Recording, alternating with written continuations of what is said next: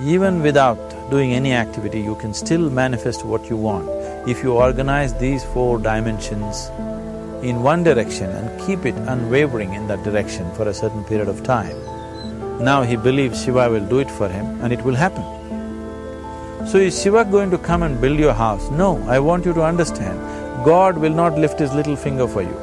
What has not happened till now on this planet can happen tomorrow. Human beings are capable of making it happen tomorrow.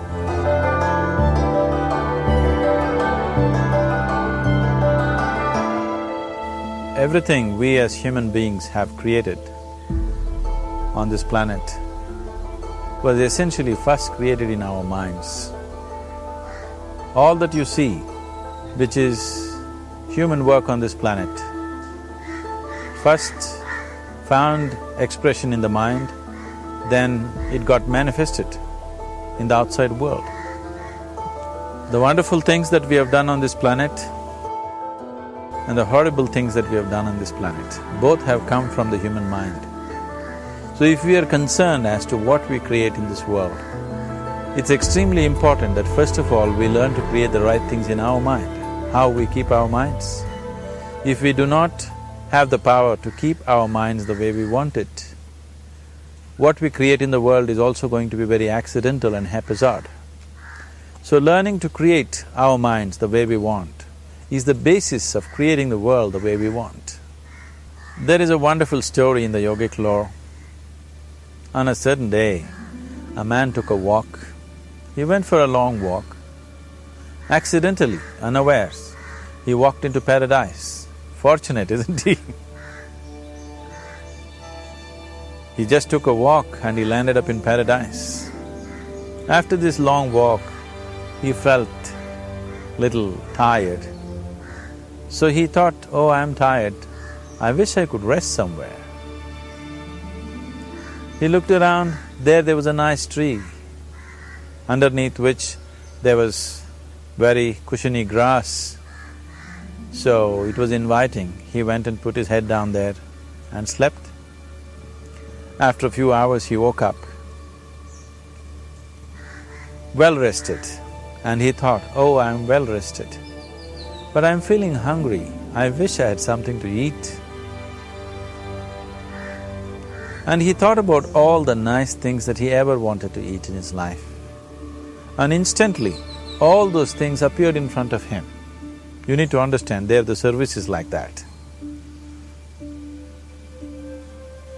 Hungry people don't ask questions. Food came and he ate. Stomach became full. Then he thought, oh, my stomach is full, I wish I had something to drink. All the nice things that he ever wanted to drink, he thought about it and all of them just appeared in front of him. Drinking people also don't ask questions, so he drank. Now with a little bit of alcohol in him, you know Charles Darwin told you, all of you are monkeys, your tail fell away. Not me, Charles Darwin told you that you were all monkeys and your tail fell away and then you became human. Yes, definitely the tail fell away. But the monkey, in yoga, we always refer to an unestablished mind as markata, which means a monkey. Why we are referring to the mind as a monkey is, what are the qualities of a monkey? One thing about a monkey is, it's unnecessary movement. And another thing about the monkey is, if I say you're monkeying somebody, what does it mean? Imitation. Monkey and imitation have become synonymous. So these two essential qualities of a monkey are very much the qualities of an unestablished mind. Unnecessary movement, you don't have to learn it from the monkey, you can teach it to the monkey. And imitation is full-time job of the mind. So when these two qualities are on, a mind is referred to as a monkey. So this monkey became active within him. He just looked around, thought, what the hell is happening here? I asked for food, food came. I asked for drink, drink came. There must be ghosts around here. and ghosts came. Oh, the ghosts have come, they're going to surround me and torture me, he thought. Immediately the ghosts surrounded him and started torturing him. Then he started screaming in pain and said, oh, they're going to kill me, and he died. Just now he said he's a fortunate being. The problem is he was sitting under a kalpavriksha or a wishing tree. He asked for food, food came. He asked for drink, drink came. He asked for ghost, ghost came. He asked for torture, torture came. He asked for death, death happened. Now don't go looking for these kalpavrukshas in the forest. You can barely find a tree these days. A well-established mind, a mind which is in a state of samyukti, is referred to as a kalpavriksha. If you organize your mind to a certain level of organization, it in turn organizes the whole system. Your body, your emotion, your energies, everything gets organized in that direction. Once all these four dimensions of you, your physical body, your mind, your emotion and the fundamental life energies are organized in one direction. Once you are like this, anything that you wish happens without even lifting a little finger actually. It would help to assist it with activity, but even without doing any activity, you can still manifest what you want if you organize these four dimensions in one direction and keep it unwavering in that direction for a certain period of time. Right now the problem with your mind is, every moment it is changing its direction.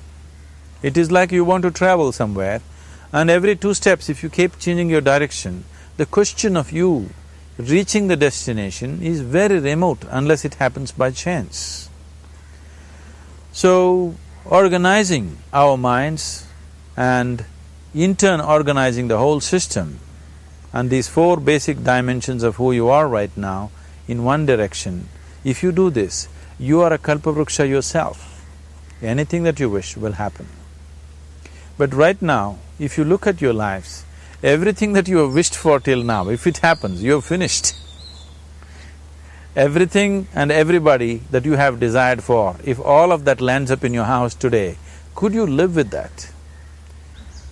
Once we're empowered like this, it's very important that our physical action, emotional action, mental action and energy actions are controlled and properly directed. If it is not so, we become destructive, self-destructive. Right now, that is our problem. The technology, which is supposed to make our life beautiful and easy, has become the source of all the problem that we are destroying the very basis of our life, which is the planet. So what should have been a boon, we are making a curse out of it. What has brought incredible levels of comfort and convenience to us in the last 100 years or so has also become a threat to our life simply because we are not conscious action, we are in a compulsive state of action. So organizing our minds fundamentally means moving from a compulsive state of activity to a conscious state of activity. You might have heard of people for whom they asked for something and beyond all expectations it came true for them. Generally this happens to people who are in faith. Now, let's say you want to build a house. If you start thinking, oh, I want to build a house. To build a house I need 50 lakhs, but I have only 50 rupees in my pocket. Not possible, not possible, not possible. The moment you say not possible, you are also saying I don't want it. So on one level, you're creating a desire that you want something, on another level, you're saying I don't want it. So in this conflict, it may not happen. Someone who has some faith in a god or in a temple or whatever, who is simple-minded. Faith works only for those people who are simple-minded.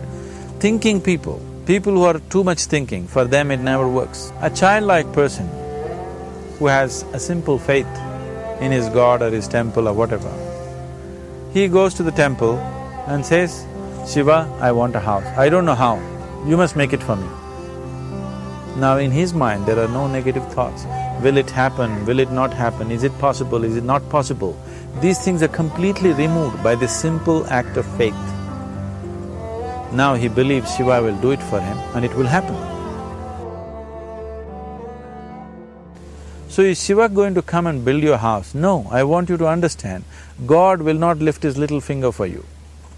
What you refer to as God is the source of creation. As a creator, he has done a phenomenal job, there's no question about it. Could you think of a better creation than this? Is it in anybody's imagination to think anything better than what is there right now? So as a creator, he has done his job wonderfully well. But if you want life to happen the way you want it, because right now, the very crux of your happiness and your well-being is this. If at all if you're unhappy, the only and only reason why you're unhappy is life is not happening the way you think it should happen. That's all it is. So if life is not happening the way you think it should happen, you're unhappy. If life happens the way you think it should happen, you are happy. It's as simple as that. So if life has to happen the way you think it should happen, first of all, how you think, with how much focus you think, how much stability is there in your thought, and how much reverberance is there in the thought process will determine whether your thought will become a reality or is it just an empty thought. Or how you do not create any impediments for your thought by creating negative thought process. This possible is something possible or not possible, is destroying humanity. What is possible and not possible is not your business, it's nature's business. Your business is just to strive for what you want. Right now you're sitting here, if I ask you two simple questions, I want you to just look at this and answer this. Right now from where you're sitting, can you just fly off? You say no. Right now from where you're sitting, can you get up and walk? You'll say yes. What is the basis of this? Why you say no to flying and yes to walking? Because past experience of life, many times you've gotten up and walked, never did you fly off. Or in other words, you're using the past experience of life as a basis for deciding whether something is possible or not possible. Or in other words, you have decided that what has not happened till now cannot happen in your life in future. This is a disgrace to humanity and the human spirit. What has not happened till now on this planet can happen tomorrow. Human beings are capable of making it happen tomorrow.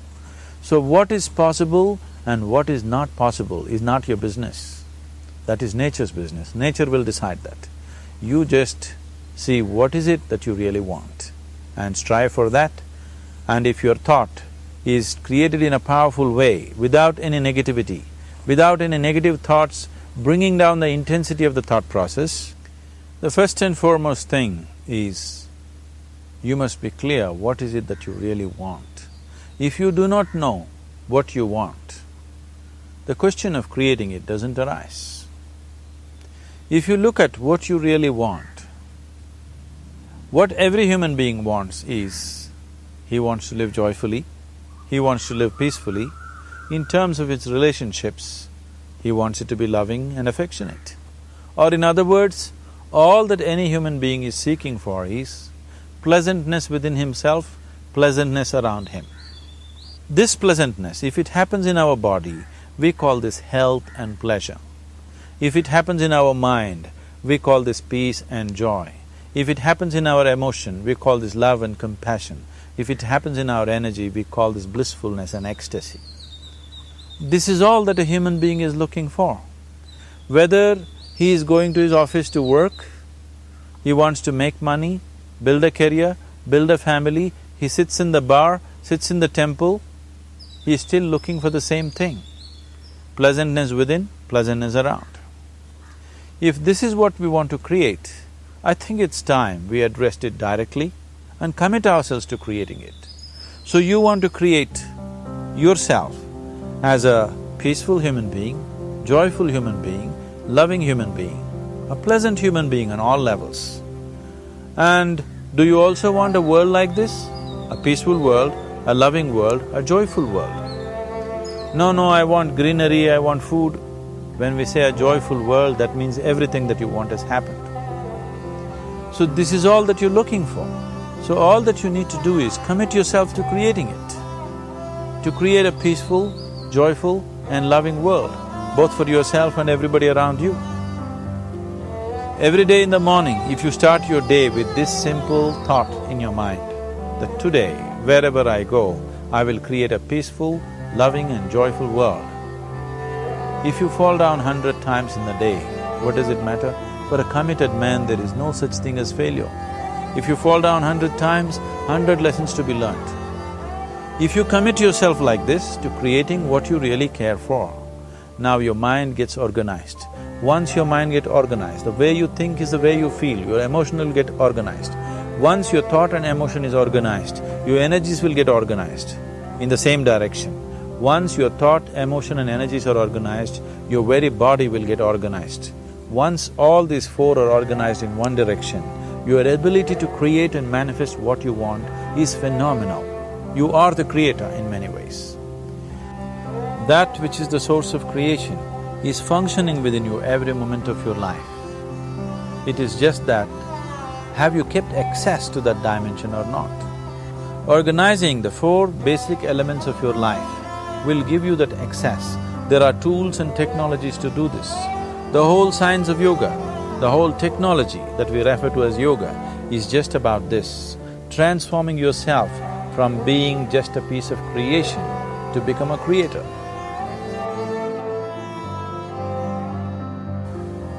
It is my wish and my blessing that every human being in this world should have this access to the source of creation within himself so that he can function here as a creator, not just as a piece of creation.